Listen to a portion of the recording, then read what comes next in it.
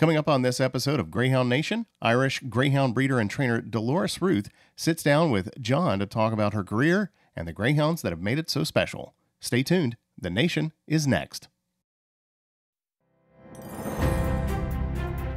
This is Greyhound Nation, episode 31, recorded August 28th, 2022. A conversation with Irish breeder and trainer Dolores Ruth. Greyhound Nation is a podcast for Greyhound enthusiasts produced by Greyhound enthusiasts. To learn more about our show and its hosts, visit our website at greyhoundnation.dog. That's greyhoundnation.dog.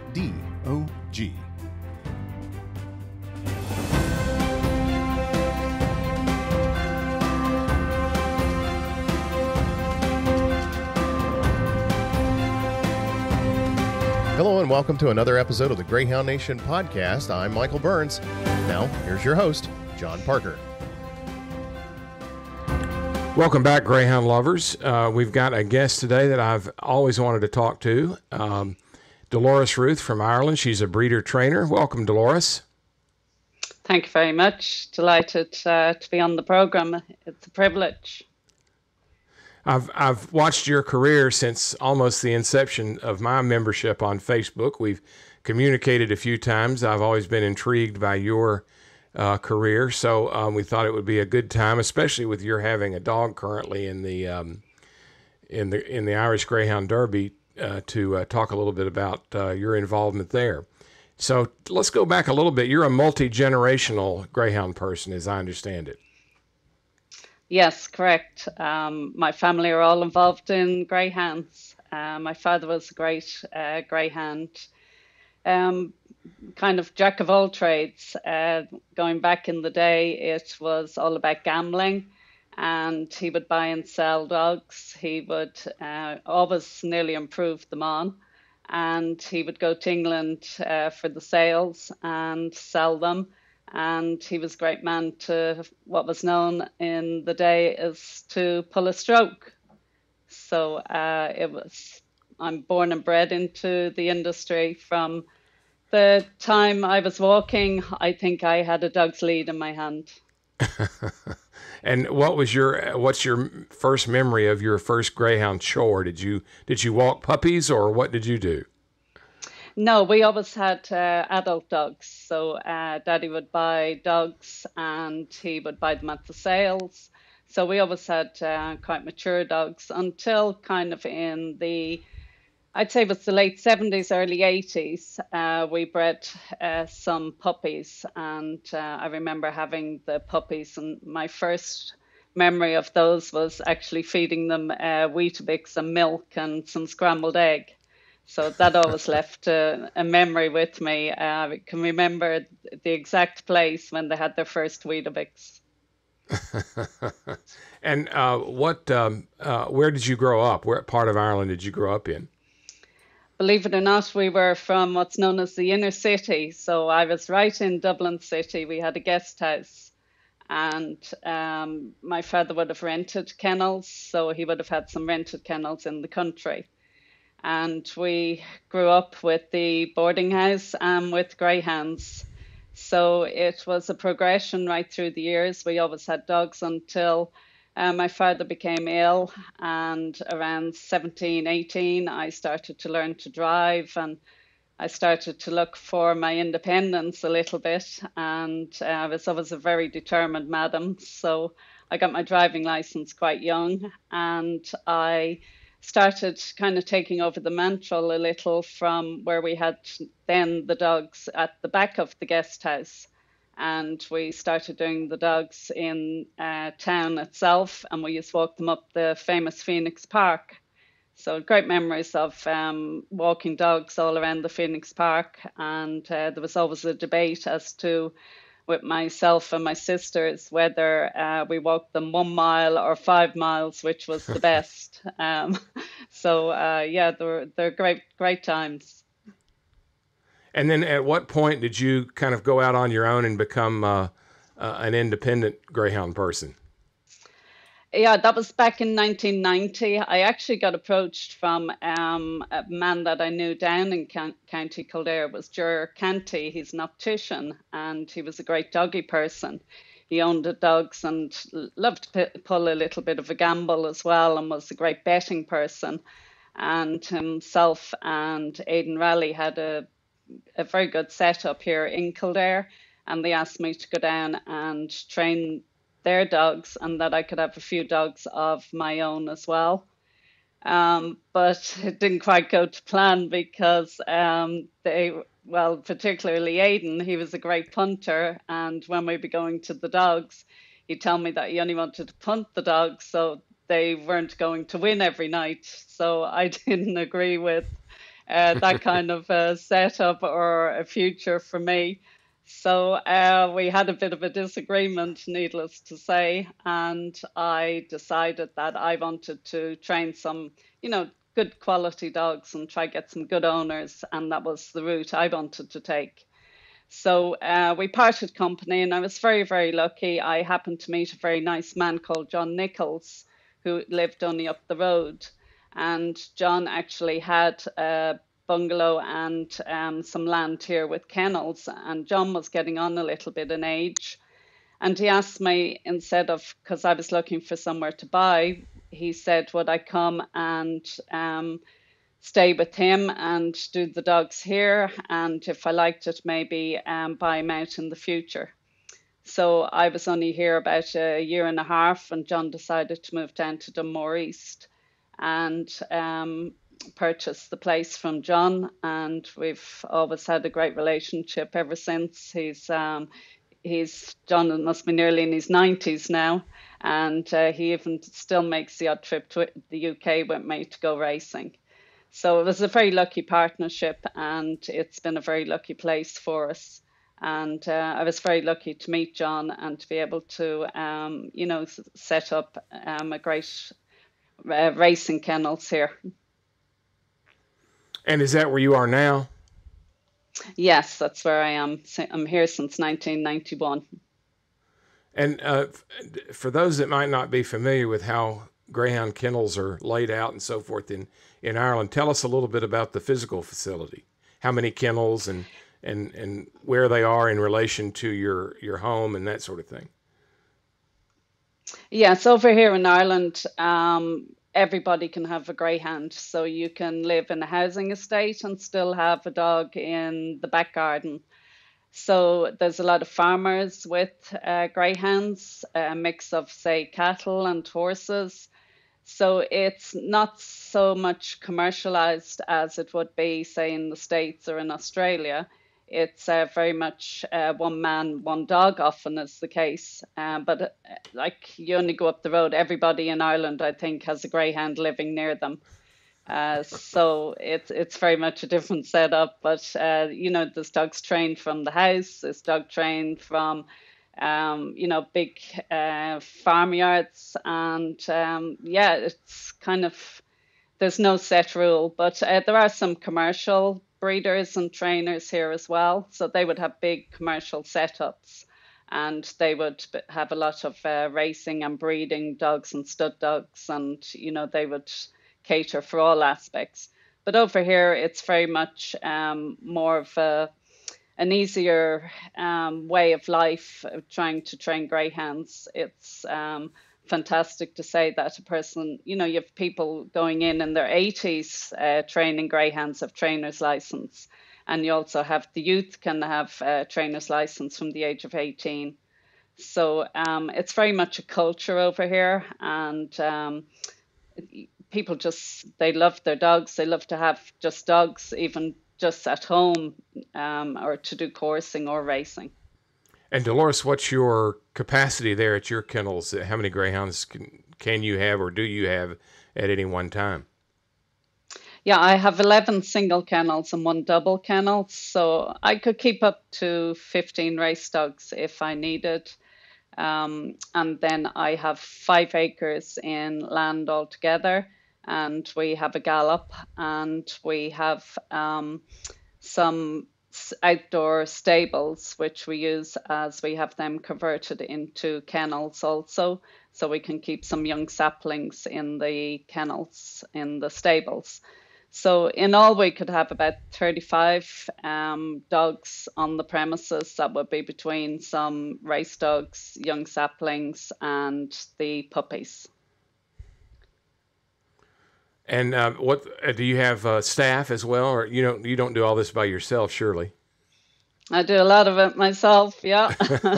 But yeah, no, I have some part-time helpers and yes, some great support that way. So quite lucky. I have some good friends as well that like to be involved. So yeah, we keep the show going between everyone. And but yeah, I do quite long hours myself, and I'm hands-on a lot of the time.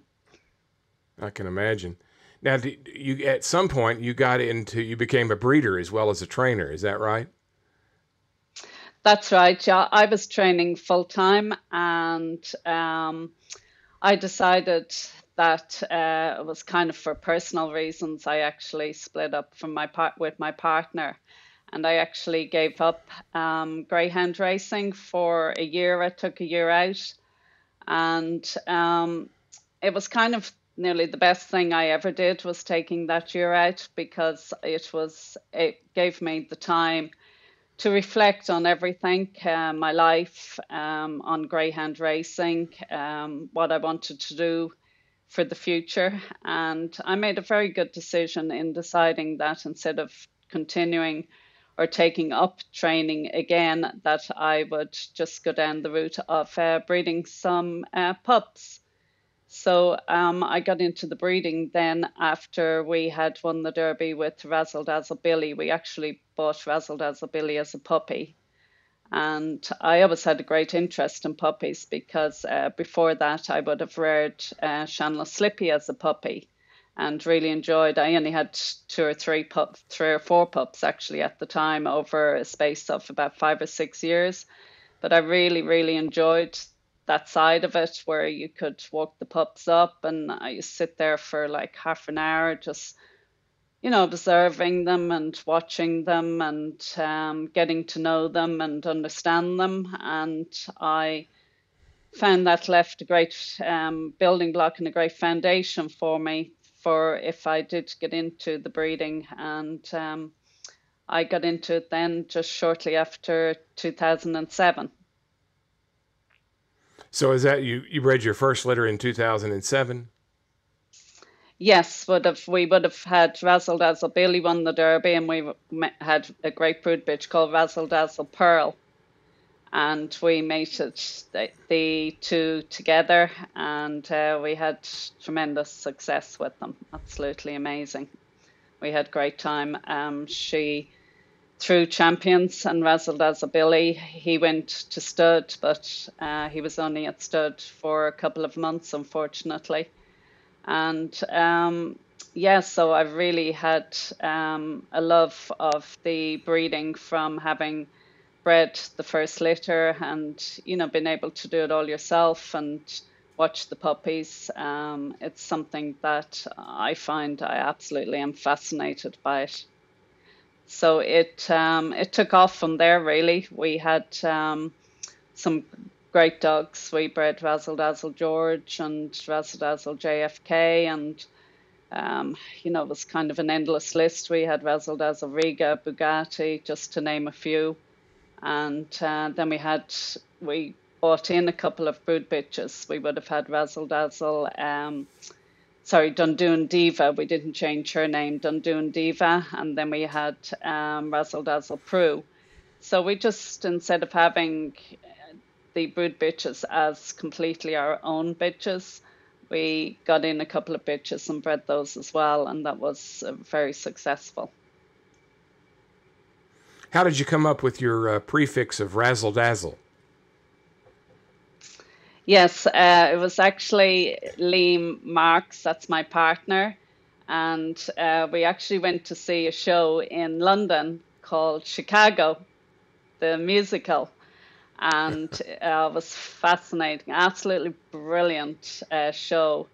And when we got into the breeding, we were trying to get some names, and Liam decided that he said a great name for a dog, so it'd be called Razldazl. And I said, well, that's a great name, but that's too many letters. So I came up with the idea of we called it, or said it Razldazl, but spelt it Razldazl. So we dropped the L and the E, double L and E. So that's how Razldazl was born. But Razldazl Billy was called after the great character in the show, Billy Flynn. And believe you me, was he a showman? He could put on a show. And Razldazl Billy was one of those dogs. He just loved to perform. He loved to show off. And a more aptly named greyhound you could never have. It was just incredible to have called him after the character Billy Flynn. So, yeah, that's how Razldazl was born. So it was a great American And how did you come by Billy? Too. Where did you get him from? Razldazl Billy. Did he come from you? Yeah, it was after my break in the Greyhounds, and we decided we would look at the breeding side of it. But it was the late Don Cuddy said to Liam and myself that if we were thinking of getting into breeding, that there was a fantastic stud dog called Brett Lee, and we should look out for some pups, if we could buy some pups by Brett Lee. So as soon as Liam heard about these great pups, he said, oh, I'll have to go and get some. And he went out and he bought all the Brett Lee pups that we could get, which was a total of 6 puppies. And Razldazl Billy was one of those puppies. But what happened when we got Razldazl Billy was I was, after having a bad accident, and in my recovery, Liam got his friend, the late John Carroll, to go down and pick the 2 puppies. And John went down and he picked 2 black pups, and my sister was going to rear them. And John brought them straight up to my sister's place and arrived in, and she let the puppies out, and she thought one of the puppies looked a bit lame. So she just turned around to John. She said, take that pup back, she said. That puppy's lame. She said, he's not coming here. She said, that puppy's not right. So John had to duly put the pup straight back into the car, drive all the way back down to Youghal with the puppy, and try and explain to the people that the puppy there was something wrong with the puppy. So they very kindly said, look, take another puppy. So John went and took the other puppy, and that puppy turned out to be Razldazl Billy. So you credit your sister for getting Billy. That's it, wonderful. Yeah. How soon did you know he was going to be a great racer? Did you know early on that he was going to be a great racer, or did you? Yeah, we did. We went down to see him at about 8 or 9 months when he was being reared, and I'll never forget the vision of him galloping up the field. He just gave a wow factor. The 2 of them actually looked really impressive. They really caught the eye when they were out galloping up across the field. So we took them quite young. We took them at 10 months, and I actually schooled them down, went all the way down to Bantir schooling track, and I gave them 2 hand slips around Bantir. And I said to Liam after the trial, I said, we had the 2 of them. I said, that dog there, I said, is going to be top open class. But I said, that dog there is going to be your Derby winner. So it was that young that we knew we had something really special. Yeah. So we gave him plenty of time as well. Yeah. How soon after that did he win the Derby? What year? It would have been the following year. So he was, he trialed in, it was actually Nick Sava was staying here with us at the time. And that was around Derby time, and he was just ready for some qualifying trials at that stage. That was when he was over with Westmeath Hawk. And I brought him up to Shelbourne Park and trialled him. and Westmeath Hawk was trialling as well, and he did a faster qualifying trial than Westmeath Hawk did for the actual Derby trial session. So we knew we had something really special in our hands at that stage. So we gave him plenty of time. And what was Billy like? What was he like around the kennel, and what was his personality? I think there was only one Billy ever. He was a total enigma. He was superhuman. He was super clever. And he was a dog that you really had to understand and get inside his head, because as far as Billy was concerned, he knew everything and he was right about everything. And he just picked up on so much. I remember Nick Sava, when he was here, his dogs going up the field, and Nick's dogs, when they'd empty out, they'd tear up the sods. And I'd say to Billy, come on, you've got to do that. And he'd look at me and he'd look at them, and I'd say to him, come on, you've got to be like that. And he'd pick that up. He would understand. And then he started scratching the ground. And then that became a big deal with him. So, Dolores, it sounds like Billy wanted to stick to his own regular schedule instead of having you change that schedule up for him. Yes, most certainly. Yeah, he dictated all his terms. But he was a super intelligent dog. When he won the Derby, just before he had won, there's so many stories about this dog. It's incredible. You'd write a book or make a movie. He actually was, after we had got him back, when we got him racing, we entered him for the Easter Cup, and he won the first round. But he was the type of dog that was so brave and wanted to do things his way that he decided as a white seed to go up the inside of all the dogs.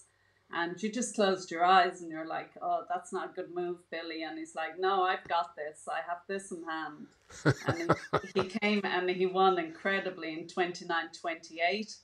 But the next night, he tried to make the same move, and it just didn't pay off on this occasion. And the dogs, just one of the dogs in front of him, caught his paw and dragged the shoulder forward to the ground, and he actually he just stopped dead. He was carried off the track, and we thought at that stage he would never even race again. It looked a really serious injury, and we got him down to the vets, and the vet said it was quite an unusual injury. It was up in the shoulder blade. He had actually fractured a bone in it, and for definitely 6 weeks, 2 months, Billy was still lame on the shoulder. And at this stage, I was really getting very worried and concerned, because we'd been back and forth to the vet and he just wasn't improving. We had the physio in Colin checking him all the time, treating him. We did everything. And one day I kind of said, right, I've had enough for you, Billy. I said, we're going to get this sorted once and for all. So I got a big bandage and I strapped his back leg with this great big vet wrap and elastoplast bandage, as big and heavy as I could. And he was used to being always kind of running around the house or out the front garden. So I just let him out the front. And he went straight out the front garden, up onto the lawn, put the paw up in the air, bit the bandage off, just pulled it off and said, it's not that foot, it's the front one. Do you not get that? But ever since that day, he got it into his head. But maybe it is the back foot. And he was never lame afterwards. So I think so much of it was in his head, truly, because he came back after 3 months and we got him back working. And that year he went on, and incredibly, he won the Derby. So what was that like? I mean, that had to be just an absolute thrill, especially after what he had been through and so forth. But you knew he was great from the beginning, and it just must have come to fruition. Yes and no. When you say what was the Derby feeling like, it was all the way through. From the first round, he barely scraped through. He finished a very bad fourth, beaten about 16 lengths. It was by a neck or a head that he qualified through. And all the way through, then he was gaining experience and he was learning, and he was really starting to get his confidence and show what ability he had until after the semi-finals. There's one thing when I have dogs, whether they're in a race or in a derby, we never change things. So everything stays the same. You have to treat them the same. You have to feed them the same. You have to do everything the same. Just because it's a derby, you can't start changing how you look after them or how you work them. Because they don't know it's a derby. They don't know it's a big race. Only you know that. So you can't let that affect how you train the dogs. So I had to do everything I always did with Billy. That's just me. I can't change things. So we galloped Billy. And on the Wednesday, he actually dislocated his toe. That's like 4 days before the Derby final. So Liam had actually come down to see him gallop, and after he had galloped, I took him out to wash his feet and check him over, and as soon as I took him out the kennel, I looked down and I saw the swelling, and I just went, oh, holy crap, we're in trouble. And I was afraid to touch the toe, I was afraid to go near it. My heart sank. I knew we were in big trouble. So I went into Liam and I said, I think we're in trouble. I said, Billy's after getting hurt. And I could just see Liam, the colour draining from his face. And he had to sit down. And he said, how bad is it? Well, I said, I'm going to bring him into the treatment room. I said, put him up on the table and I'm going to have a look. But I said, it's not good. So had a look at the toe, and I knew by the toe there was dislocation in it. Now, it wasn't completely dislocated both sides, but one side was completely gone. And he said to me, what are you going to do now? He said, that's it. He said, it's over. And I went in and I got the Care of the Greyhound Racing annual out. I got a big mug of tea. We're great here for tea in Ireland, Barry's tea. I sat down and, to be honest, I had no idea what I was going to do. So I think I was just looking in the book for a miracle, for anything that would get me through the next hour to try to get me thinking time or trying to decide what I'd do. So I actually called in my local vet. It was Danny McHenry. And Danny was quite old school type of vet, but the man was a genius. Danny had got more dogs right for me that it was unbelievable the things he could do with dogs. He was one of the first people to bring in even a laser to treat greyhounds. He was an incredible vet, had great foresight. And Danny came in and looked at the dog's toe and he went, oh, he said, but we'll do our best. That was Danny's attitude always. We'll do our best. And don't forget, we had drug testing. We couldn't give the dog as much as any sort of anti-inflammatory, painkiller, nothing, because we knew the dog would be tested and anything he gave the dog would show up. So Danny treated the dog, and we had Colin there. He was doing a bit of physio, and that was on the Wednesday. So on the Friday, Danny said, I'll come back on Friday. We'll have a look at him. We'll hope for a miracle. And he said, we'll take the bandage off and see what it's like. So Colin was in. He was going to treat the dog because he had this special machine from America, actually, that was really good. And we were going to get the dog treated. So Danny took the bandage off and he said, my God, he said, this dog has the most incredible healing, he said, I've ever seen. He said, this is actually quite good, he said. He said, I'd take my chance with him, he said. So we decided there and then, well, I did anyway, to leave things as it was and put the bandage back on Billy, even though we were going to think about doing the other treatment. I said, no, we put the bandage back.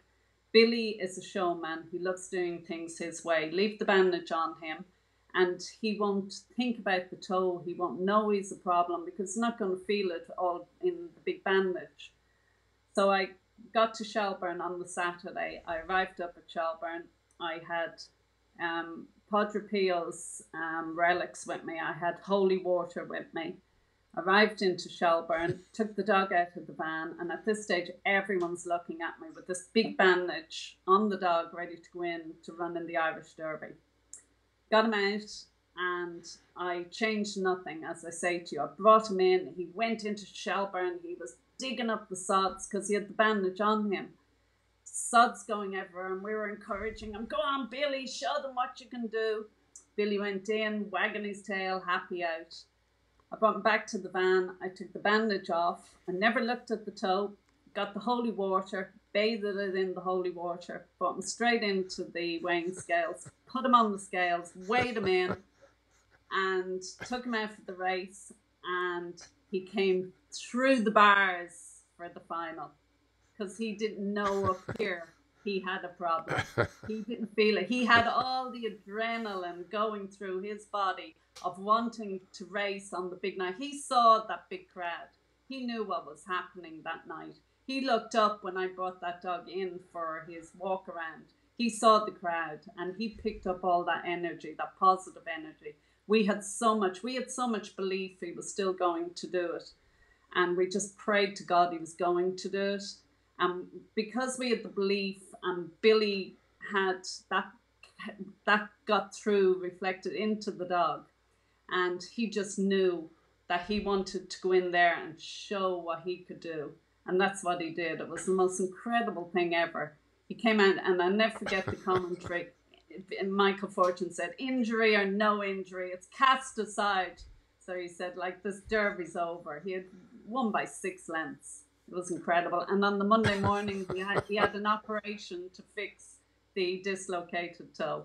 So an incredible story, an incredible book. Yeah, you're right. That definitely would make a great movie. Do you consider Billy your the best greyhound you've ever trained? Yes, I would say definitely he was best because of what he had to go through to try and win. He was carried off a track. He dislocated his toe before the final. When I was preparing him for racing 3 weeks before the Champion Stakes, he actually tore a monkey muscle. And I thought, there's no way I'm going to get him back for the Champion Stakes. And he came back 3 weeks later after tearing a muscle, and he ran a prep race, and he came out and he won the Champion Stakes. What the dog went through to win the big races, I've never had another dog to do what he has done. But he definitely had a huge, big heart, and I think that's what did it for him. He just had that will to win and the ability, but you definitely had to know how to handle him. Like Billy told you in the morning when he wanted to be walked. He told you when he wanted to be fed. He dictated everything. So he knew, but when it came to being a challenge, he was definitely the best, but the biggest challenge by far. And great person. Yeah, high maintenance. And after the toe operation, did he return to racing? Yes, he came back and he actually won the Champion Stakes. So as the commentator said, Michael Fortune again, he said, have we seen a greyhound? We have seen one now. He couldn't believe it because Billy was drawn out in 6. He missed the break completely. And he looked like 100-1 at the first bend. And he just had sat-nav definitely in his head that night because he went outside, inside, outside. And the pace he showed was incredible. And he won the Champion Stakes that night. It was the most unbelievable run for a greyhound. And to have carried it through with the injuries he had was testament to what a superstar he was. Yeah. Yeah, there's a great photo of Billy that you've let me use a number of times to illustrate what a greyhound should look like. And I mean, he really was the paradigm structured greyhound. He just had that great, look to him. Yeah, he really was well named Razldazl Billy, because for anyone that's never seen the show, it's definitely a must. It's a fantastic show. It's all about presence, character, about you know, a bit of rogueness as well, and super talent. You know, what they could carry off on that show was fantastic, and he was aptly named, and a great, great showman of a dog. And then when he went to stud, did he do well at stud? Did he reproduce his talent?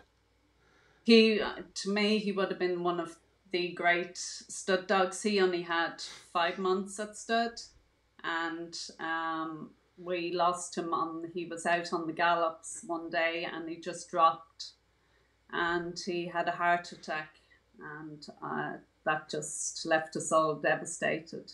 It wasn't just about the stud career, it was about the dog. We lost the dog, and it's something I never really got over. I'll never get over.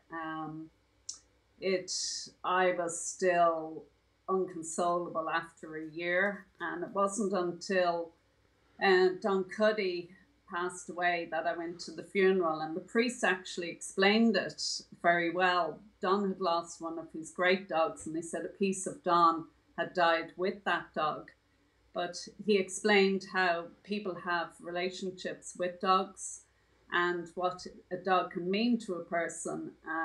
You know, people say, oh, it's just a dog, but it's not. It's part of your family. And it's that unconditional love that they give. And that's why you find it so hard. It's different to a human. They just give so much unconditional love. And it took me definitely a year I was crying a year after it because of that unconditional love. And some people said I'd never come back training greyhounds after it. But it actually made me, in the end, a better, stronger person, because every time I won something, I was going out there to do it for Billy. And he's looked after us unbelievably, but he's thrown us some great dogs like Makeshift and great dogs that we've had. And every time we get something big, we look back and we say, well, Billy was in there somewhere. And you can see that in the dam line, the siren, we always say he's looking down on us. And time again, he just comes up trumps. So yeah, we lost an incredible dog at such a tender age and such a huge future at stud. But he has left definitely a huge trademark on his progeny. He's thrown some great dams, and the dams have gone on to produce some great champions. Yeah. Well, let's fast forward a little bit. You've done a great job on social media, particularly on Facebook, with highlighting some of your special greyhounds. And I always enjoy seeing when you post about them. And the one that always caught my eye was Twinkle the Singleton. Yeah. She's quite the princess. Tell us about Twinkle. Yeah, she was a single puppy. She's by Razldazl Billy, of course, and she definitely is a lot of his trademarks. But she's a terrific character. There's only one Twinkle, and we've actually just bred her. She has some puppies that are 4 months. And she lived in the house. She was born in the house, and she basically took over the house from day one. She always had great fire in her. She's, you know, you go to groom her, and she'd just strip the teeth at you to say, don't touch that spot, or don't groom me. And she loves everything that a human loves. So she wants to be going shopping with you. She goes to the Curragh. She goes everywhere in the car. She sleeps in my bed. She's a grumpy bitch in the bed. I only move and she gives out to me during the night. I know that people say don't give dogs chocolate, but as soon as a bar of chocolate appears, she knows that it's chocolate. And she'll get up and she'll actually do a high five for a piece of chocolate. She's the only greyhound I've ever known to do a proper high five.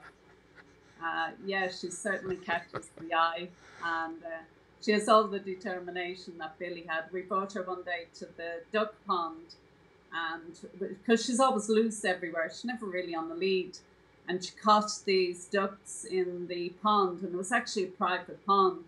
And my friend was she said to me, is there somewhere we can take some nice scenic pictures? And I said, oh yeah, I know a place. I said, we'll have Twinkle loose and get a picture of her with the scenery.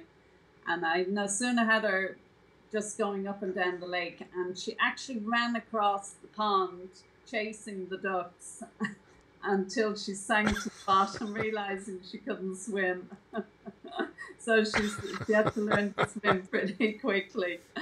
And some great pictures of her. So yeah, she loves the horses. She could bring a horse, lead a horse in out of the field, and she's fearless. But I have to say one thing about the Boylesport's King's litter. They were an incredible litter. There was Boylesport's King, Peaky, Monarch, Curtis.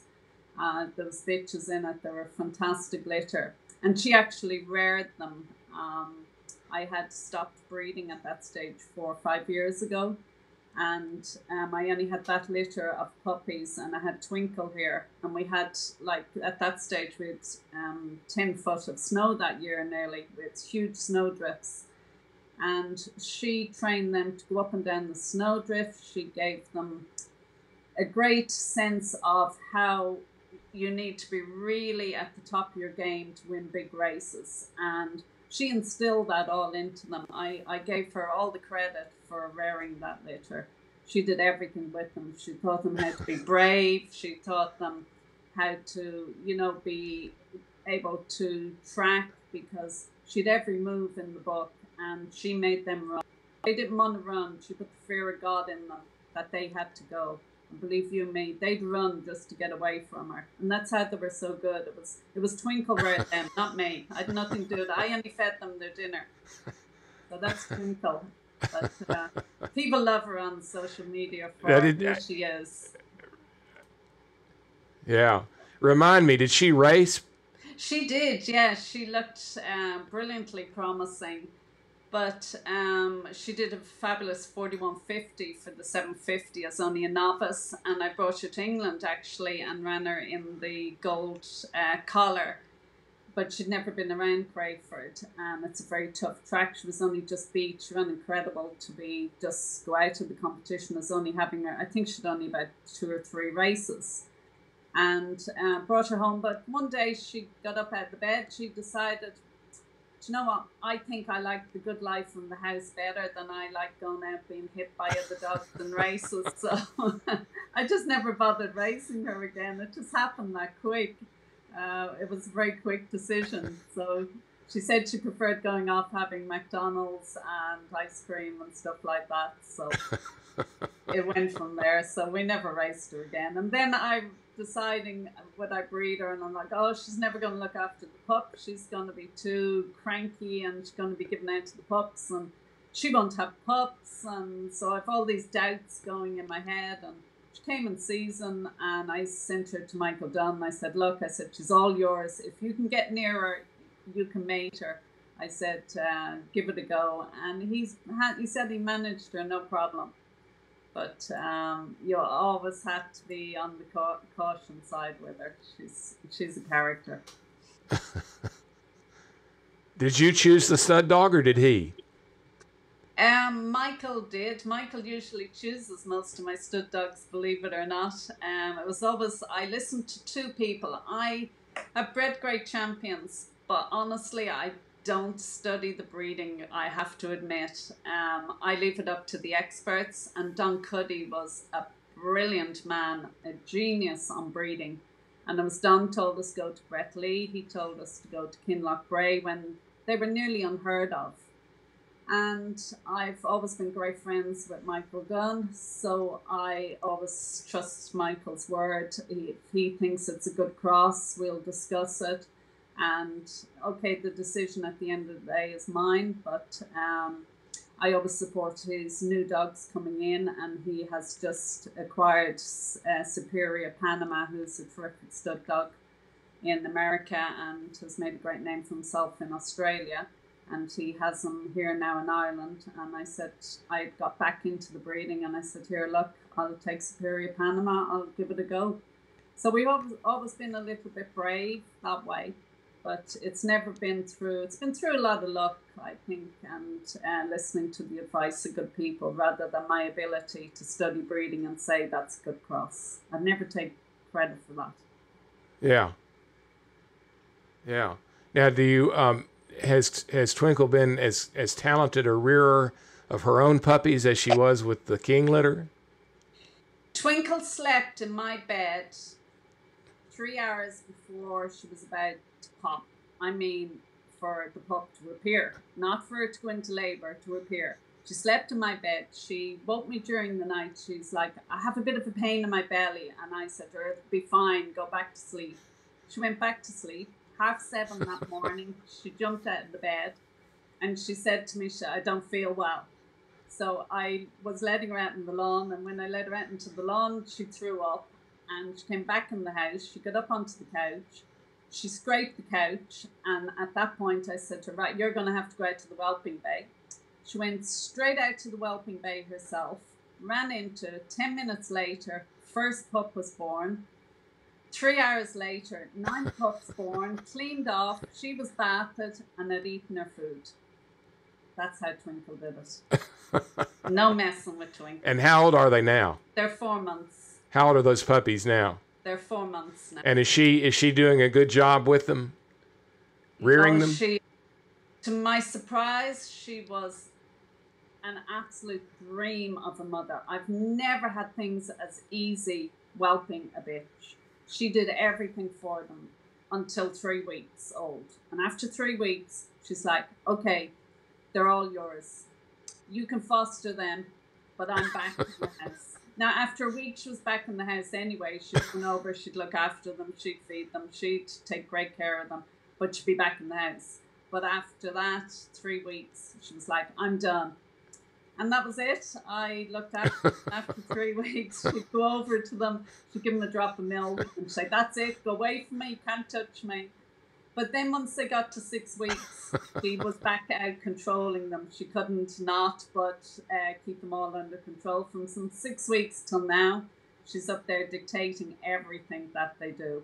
And I'll tell you one thing, they'll have no fear on the track because she crucifies them up the field. She makes them run, she makes them go.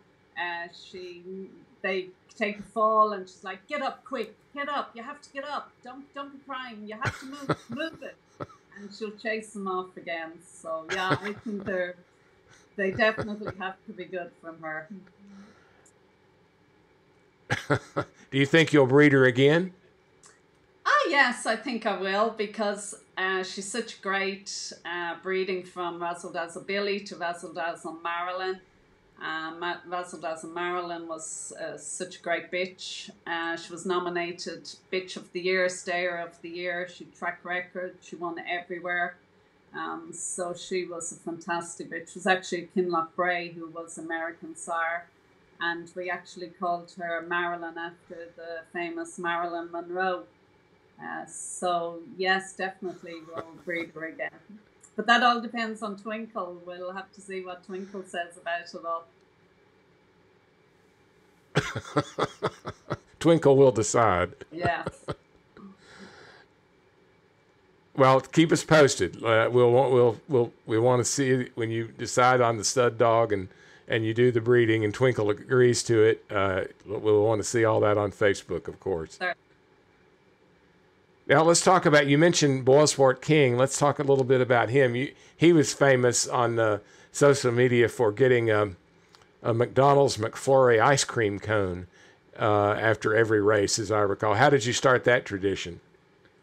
Yeah, I kind of always did it. Believe it or not, when Razldazl Billy won the Derby, I have a picture, like, when Billy was kind of racing in 2006, people were only starting to get iPhones and phones like that. But I did get a lovely picture of him eating an ice cream in my back garden. We bought this big cornetto type ice cream for him. So I'd always given dogs ice cream.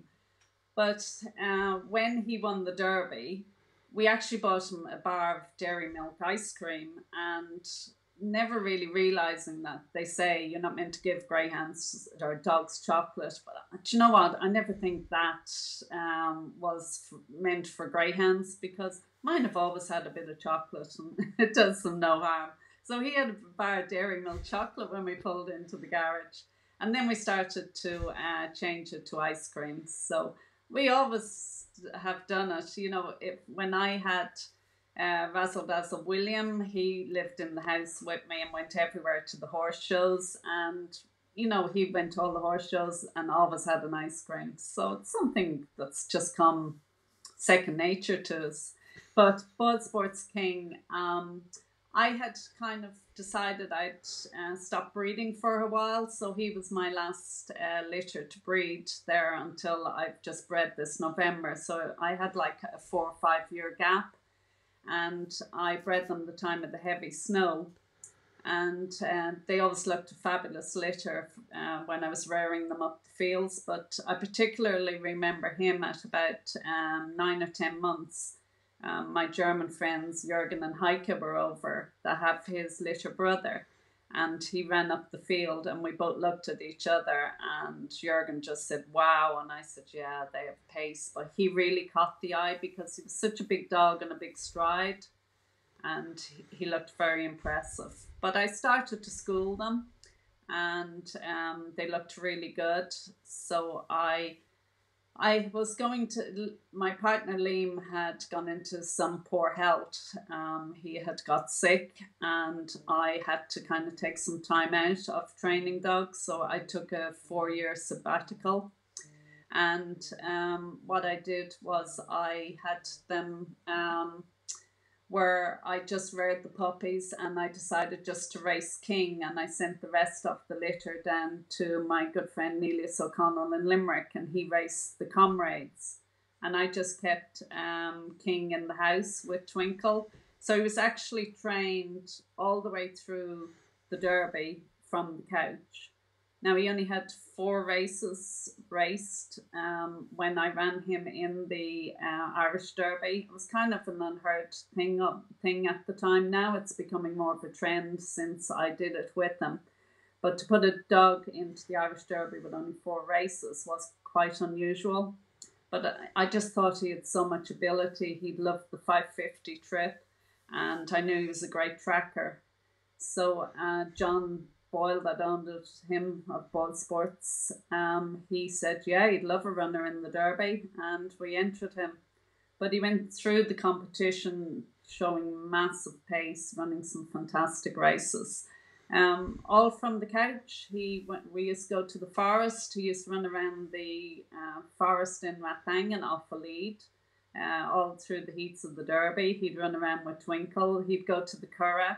He'd run around the Curragh, seeing other little dogs and just really enjoying life, living life. And he slept in the bed and could still go out and just be beaten a very unlucky head in the final of the Irish Derby. And what people have to remember for some of your viewers is our derbies over here are over 6 weeks. So you have to run 6 rounds and get through all six of the rounds to be able to win a derby. So you have all the heats all the way through. So it's over a long period of time. 6 weeks, you have to keep them both healthy, fit, try to keep them as sound as you can for 6 weeks at the top of their game in such competitive races. And it takes an awful lot of doing for a dog to go 6 rounds like that against such brilliant dogs. So yeah, it's a great competition, and it really takes a great dog to reach the final and even to go on and win it. But King was only beat, and unfortunately just on the line ahead. But I think if he hadn't stumbled a bit, he lost his feet a bit at the second bend, and that definitely cost him a length or two. But taking nothing away from the winner, he ran a great race, but I think we were a little unlucky. And he was only beat ahead and still had his McFlurry on the way home. I was going to ask you, do you go right from the track to you go by McDonald's on the way home, and that's where he gets his McFlurry? Yes, it's on the motorway, so we go to the same one all the time. It's our lucky spot. So as I say, we don't change things. So we always call in, and we always did a Pearl. Liam used to always bring Pearl even when she was having the puppies and she was retired. Liam would just bring her into the car, and the pair of them would actually go. Now, he really spoiled her because he'd get her not only a cheeseburger, but he'd get her an ice cream as well. So she was properly spoiled. She got both. Now, where is King living now? He's gone to my good friends, Heike and Jürgen Stankwitz in Germany.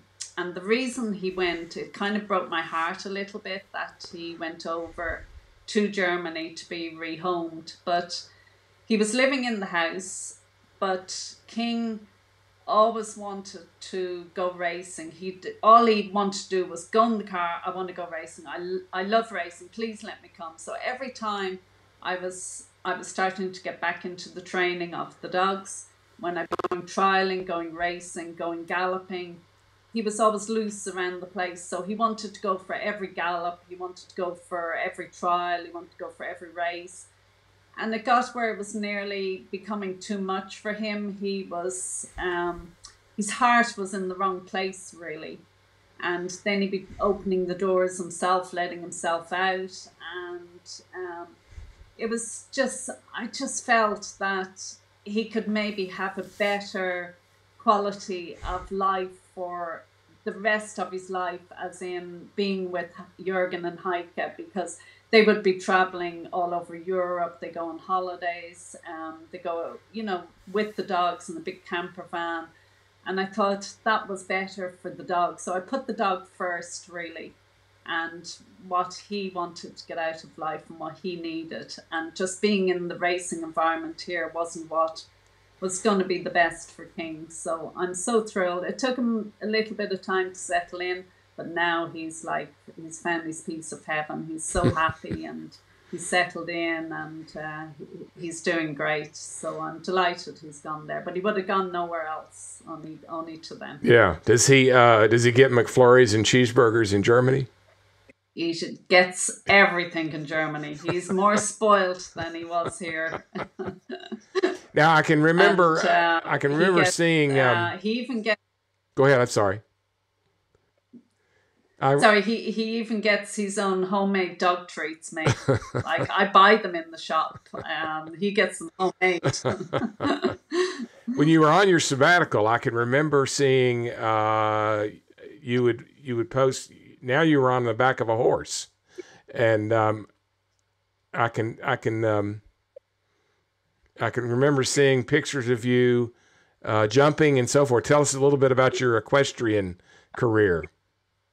Yeah, I always loved horses, so I decided then that I'd love to try it out, but I always was so busy with the dogs. And when I split up, I decided I'd love to try horse riding.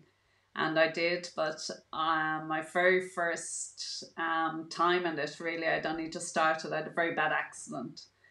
But I recovered after quite a time out, and a friend of mine said to me, would you like to come down and see the horses and get a day out? Because, I'd been through quite a lot with the accident. And I went down and they had horses, and that was it. I was just smitten all over again. So, Liam got me my first horse, and I've just adored them, all my life. And to have my own horse was just an incredible feeling. So I did some show jumping and combined both training with show jumping. And I've had a great time at it. I had some wonderful horses. But when I went back at the breeding in November, I decided I needed to make a few choices, because with Liam's health just being a little bit, it's not something that's just going to get better. So I decided that I needed to prioritize a little. So if I was to go back with the dogs, I had to give it my all, and then looking after Liam as well. So I wasn't going to be able to fit a horse in there as well. I'm not completely superwoman. So a very good friend of mine, actually, that had Razldazl, Monarch and Peaky, she ended up with my last horse, Magic, and he's got a great home and a great place to live in for the rest of his days. So while it broke my heart to get out of them, I just had to make some choices, unfortunately. Yeah, but I made the right decisions, having puppies here and the dogs again. You go out every day and you see them, and you just have to, they just brighten up your day so much every day. They're just full of fun and joy and mischief and everything. And then the racing dogs and the young dogs, they're always a challenge. And, something happens every day. You go up the kennels, there's always something they'll challenge you with. If it's not an injury, it's something happens, or you're trying different things with them. So they definitely keep you motivated and keep you busy. Yeah, yeah. Now let's fast forward to the present time, and you have a greyhound that you're training, Mustang Jet, currently in the running well in the qualifying races for the current Derby. We're recording this on Sunday, August 28th, and he has won 2 of his qualifying races, and I think I saw him drawn in for next week, next Saturday. Tell us a little bit about Jet. Yeah, Jet is actually the only race dog I have in training at the moment. I took out a public license, but you're only as good as your last winner in this game, and so I have to go out now and prove myself again and get started again and rebuild the kennels and, try and get in some dogs and, get a few winners again. So we got off to a relatively good start, and like at the beginning of the year, I was definitely 1,000 to 1 to have even a runner in the Derby, never mind a dog winning 2 rounds of it. And we're very lucky to get Mustang Jet when he ran in the great competition, the Unraced in Tralee, the Juvenile Classic. And I got him up. It took him a little bit of time to settle and for us to get to know each other, because a lot of the time for the last, say, 15 years, all the great dogs that I had, I would have reared them, bred them, trained them. So I knew them really well and they knew me. So it took us just a little bit of time to, get the relationship off to a good start, but we did. And he's just grown in every way. He's got stronger. He wasn't seeing at 525. He's now seeing at 550. He's tracking much better. When he was coming out the boxes, he was tending to turn right. Now he's coming out the traps and going straight. So he's really learning, and I'm really getting into his head a little bit, especially these last few weeks. He's a great dog, to run to the first bend, and he's how do you describe him? Really, was a little bit temperamental when he came in. He was a little unsettled in his way he did things. He was always wanting to be out, like either being fed or being out the whole time. So we got him into a good routine, and that has definitely helped him in his races. You can see it portraying through in how he runs, and he's just become so brave. It's incredible. Like, he gets a bang and he just says, okay, I'm coming back for more. He doesn't know how to not win. He just has that ability to never give up. And I think where some of that really has come from, I won't take all the credit here, because like Sean Burke, job in, producing him to the time that I got him. But I think Twinkle and the puppies have played a big part in getting around things in his head, because, as I say, I changed nothing. So he's running in the Derby. He still goes for a walk with Twinkle's puppies running around him. And he's been used to that from the time they were like 4 or 5 weeks. He's been out, the puppies running around him. And Twinkle then gives out to him. She controls him. She tells him what to do and how we're doing it. So he's all the time got puppies or her in his face coming at him. So he has to think of a way of how to handle himself and deal with himself. So he's now learning, well, the puppies are all jumping in my face. What do I do? Do I panic? Do I scream? Do I shout for help? No, I stay calm. And I just let them be calm, and then they will go away. And I think this has helped him in his racing, that he doesn't panic, or if they bump into him, he's learned to cope with it, in other words. And I think that's all thanks to, how we do things here. It's a little bit different. It's a bit unorthodox. Not everybody would be walking a dog in the Derby with, 7 or 8 puppies up the field and Twinkle in tow. But it's just the way we do things. And look, it works for us. And I take chances at times, but I never take risks. And they're little chances that I think can give you the edge. And I think it's definitely helped him, because in some of his races, he's taken some really hefty bumps, but his recovery is incredible, and he's got great balance. So I think the combination of the two is making him into a really super dog. So really looking forward to him now in the next round. He's got a great heat in the next round. He's taking on some great dogs, Derby winner and Magical Cuba, just to name a few. He's drawn in trap 6, and he's up for the challenge. He came out of the race in fantastic shape, even though he had a hard race. He came out in super shape, so we've no excuses. If the week goes well, we'll be there Saturday night, and he'll make a big account for himself. Yeah, I've watched both of the qualifying races, and he's gotten bumped in the first turn, both races, and he just carries on. It's like, this is no big deal. Some dogs will be put off by that, and he's not. He just carries on, says, I'm not going to be denied. I want to win this race. And it sounds like it's all down to Twinkle and her pups that he's so unaffected by being bumped. Yeah, I think so, because as you say, like when he gets bumped, he doesn't panic, he doesn't react.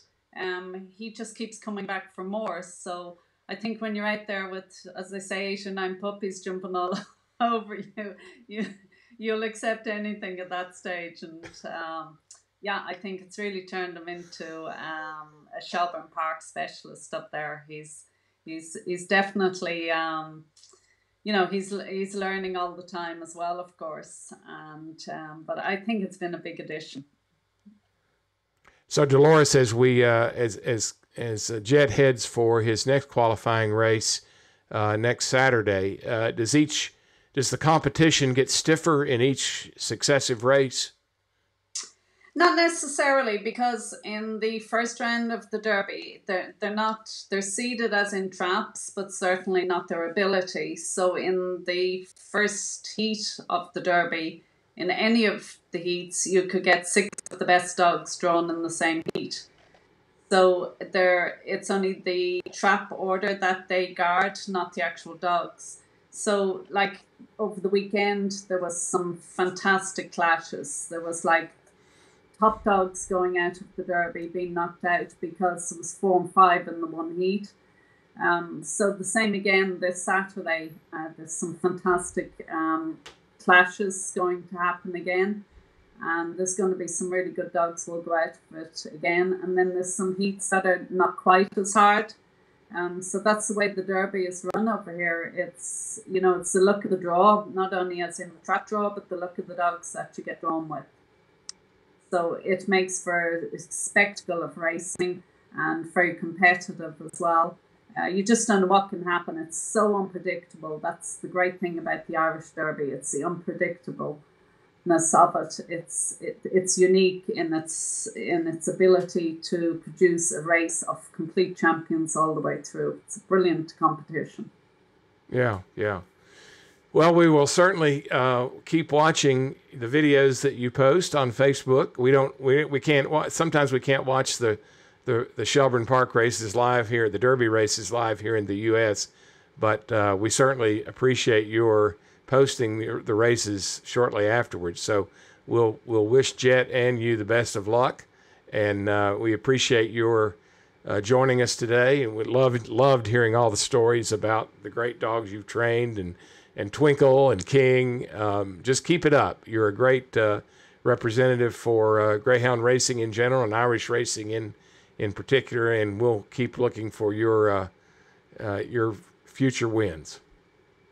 Thank you very much. And it's been great to have been able to, go back on some of the champions that we had, but to be able to tell some great stories, and it's always a pleasure, and it gives us, the dogs give us so much happiness and joy, and it's great to be able to share some of that with everybody. Dolores, thank you for joining us. Listeners, thank you for listening in on another episode, and we'll see you on the next episode of the Greyhound Nation.